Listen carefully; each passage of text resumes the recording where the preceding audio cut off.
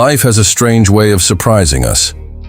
Sometimes the very act that seems to destroy our future becomes the key to unlocking a destiny far greater than we could ever imagine. This is the story of a simple mechanic who was fired for helping an ambulance, completely unaware that the man he saved inside was a billionaire CEO who would soon change his life forever.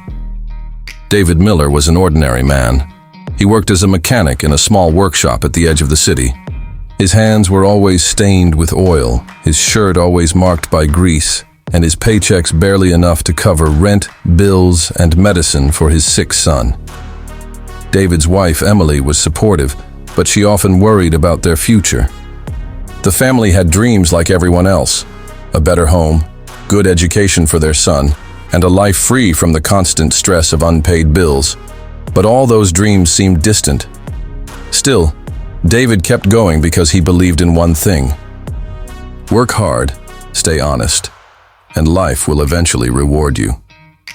One scorching summer evening, as David was preparing to close the garage, he heard loud sirens and screeching brakes. An ambulance pulled up right in front of his shop, its engine coughing and smoke rising from under the hood. The driver jumped out, shouting desperately, "Please, you've got to help me. The engine just failed. We have a critical patient inside, and we need to reach the hospital immediately. If we don't, he might not make it." David didn't think twice. He didn't ask who the patient was. He didn't worry about payment, and he didn't even stop to consider what his boss might say. He simply rushed forward.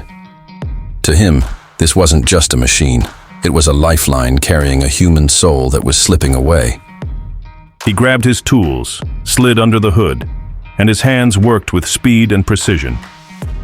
The fuel line was cracked, a clamp was loose, and the radiator was moments away from failing. Sweat poured down his face, but within minutes, the engine roared back to life. "Go now," David shouted, waving the driver forward. The ambulance sped off into the night, sirens wailing, carrying its fragile passenger toward survival. David stood there for a moment, watching it disappear into the distance, feeling a quiet satisfaction. He knew he had done the right thing. But the next morning, that sense of pride turned into despair. His boss stormed into the garage, furious. "I heard about what you did last night," the man barked. David, thinking it was a compliment, nodded. "You mean fixing the ambulance?" he asked. "Yes," the boss shouted. "That vehicle wasn't our client. You used company tools without permission, and you delayed paying customers while playing the hero. We don't run a charity here. You're fired." David stood frozen. He tried to explain. "There was a patient inside. I couldn't just let them..." But his boss cut him off. "Save your excuses. Pack your things and leave." That evening, David walked home with heavy steps. His wife saw the pain in his eyes before he even spoke. When he told her what had happened, Emily held his hand and whispered, "You did the right thing, David. Maybe we don't see it now, but sometimes life has a way of rewarding kindness in ways we can't imagine."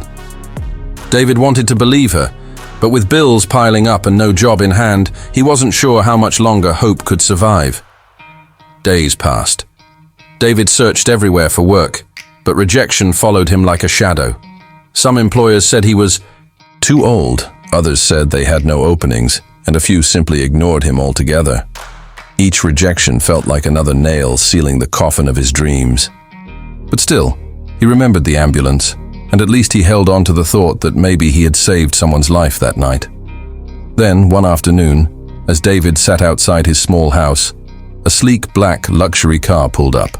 A man in a sharp suit stepped out and asked, "Are you David Miller?" David nodded cautiously. "Yes, I am. Why?" The man smiled. "Mr. Jonathan Hayes, CEO of Titan Industries, would like to meet you. Please come with me." David was confused. Why would one of the richest men in the country want to meet a jobless mechanic? But something told him to go. He got into the car, and soon he was being escorted into the grand offices of Titan Industries, a building he had only ever seen from a distance.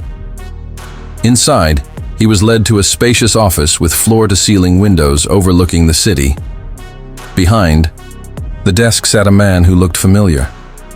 He stood up slowly, walked toward David, and said in a voice filled with emotion, "David, you don't know me, but I know you saved my life." David's eyes widened. The man continued, "I was the patient in that ambulance. My heart had given out, and time was running out. If you hadn't fixed that engine, I wouldn't be standing here today. I owe my life to you." It took David a moment to process. The man he had saved wasn't just any patient. He was Jonathan Hayes, the billionaire CEO of one of the largest companies in the country. Jonathan smiled warmly and said, "I also heard you lost your job because of what you did. That is unacceptable. A man who values life over money is rare, and that is exactly the kind of person I want in my company." He handed David an envelope. Inside was a job offer with a salary far beyond anything he had ever earned, along with full health benefits for his family. But Jonathan wasn't finished. He leaned forward and added, "I want you to head a new division in my company, one focused on safety innovations. If you can save a life in minutes with just your bare hands and a wrench, imagine what you could do with proper resources. You've proven that you see beyond machines. You see the people whose lives depend on them. That's the kind of vision I need." Tears filled David's eyes. The man who had been fired for helping was now being rewarded beyond his wildest dreams. That day, David returned home not with despair, but with joy. He hugged his wife and son tightly, finally able to give them the life they deserved. Their new home was modest but comfortable. Their son received the best medical care, and Emily no longer had to stay up at night worrying about unpaid bills. David's story spread across the community. People called him the mechanic who saved a billionaire. But for David, the real reward wasn't the money or the title. It was the reminder that kindness never goes unnoticed. He had acted without expecting anything in return, yet life had repaid him tenfold. The lesson was clear. Always do the right thing, even when it costs you. You never know whose life you are touching, and you never know how that single act of compassion might circle back and change your destiny. David's journey teaches us that kindness is not weakness, it is strength. The world may not always reward it immediately, but goodness has a way of finding its way back to those who give it. And sometimes, when you least expect it, that ripple of kindness turns into a wave that transforms your life forever. So remember this: the strongest engines we can repair aren't made of steel or oil. They're the engines of humanity, powered by compassion, integrity, and courage. David the mechanic discovered that truth the hard way, and it made him a hero in ways he never imagined. And that is why the man who was fired for repairing an ambulance ended up saving not just a billionaire CEO, but also his own future.